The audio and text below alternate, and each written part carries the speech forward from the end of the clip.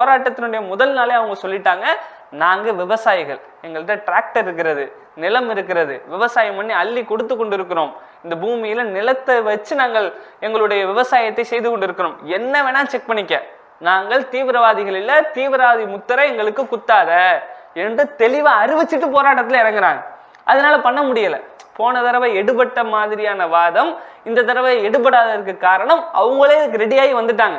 இதை என்ன இருந்தாலும் போட்டு பார்த்துக்கலாம், நம்மளை திசை திருப்புற வேலையை பார்க்குறாங்க அப்படிங்கிற ஒரு வித்தியாசம் இருக்கிறது. இன்னொரு மேட்ரு என்னன்னா, போன தடவை வாக்குறுதி கொடுத்துட்டு ஏமாத்திட்டார்ல ஜி, அதனால இந்த தடவை முடிவெடுத்திருக்கிறாங்க, இன்னொரு தடவை வாக்குறுதி கொடுத்து ஏமாத்துவாங்க. ஏற்கனவே வாக்குறுதி கொடுத்து ஏமாத்தின வாய் தானே, திருப்பியும் அந்த வாய் ஏமாத்தும் என்பதனால் இந்த தடவை என்ன தெளிவா முடிவெடுத்திருக்காங்கன்னா, சட்டத்தை நிறைவேற்றுற வரைக்கும் போக மாட்டோம், சட்டத்தை நிறைவேற்ற நாங்க கிளம்பி போறோம், அது வரைக்கும் நாங்கள் இந்த போராட்ட களத்துல இருப்போம் என்று இன்னொரு